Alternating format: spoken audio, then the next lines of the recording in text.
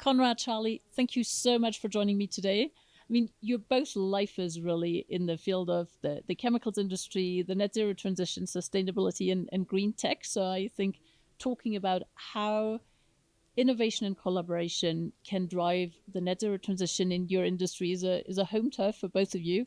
Conrad, I'd like to start with you. You've often said leading in the net zero transition is something that's very close to your heart at Clariant. That's also why you're a founding member of the Global Impact Coalition. Why? How did this come about?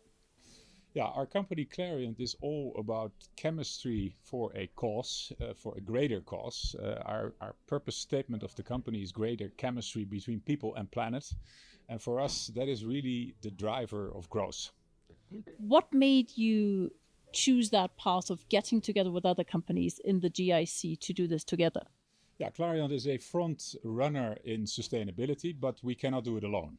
What we very much like in this coalition is that it is not a group where people talk with one another, but where there's basically active projects where companies together come up with new innovations to drive sustainability. And Charlie, you've mentioned this before that the transition to net zero needs to be business case led. What's a very practical example of how you're doing this together? So to give you maybe a very concrete example, as what are the sorts of projects that we are focusing on, and then how do we dive into that from a sustainability case, from a commercially viability case as well. So we have a project looking at end-of-life vehicles. We are looking at how do we create the business case, knowing that we have the companies around the table who have essentially offtake demand for all of this plastic fraction.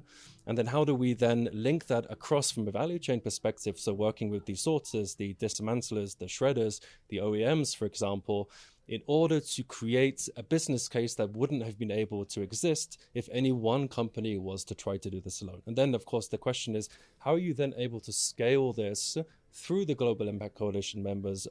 I'd like to stay on that scaling challenge for a moment. Conrad, if you look towards the future of the net zero transition, what are some of the trends and the technologies that you feel are really going to make an impact?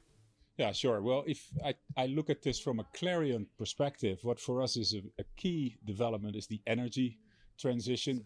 Circularity is a core trend where we also enable, for example, chemical recycling or mechanical recycling. And then there is a broader trend where consumers get more and more awareness of sustainability and are increasingly asking for these products. Conrad, thank you for sharing that example. Thank you both for joining me here today. Thank you, you. Judith.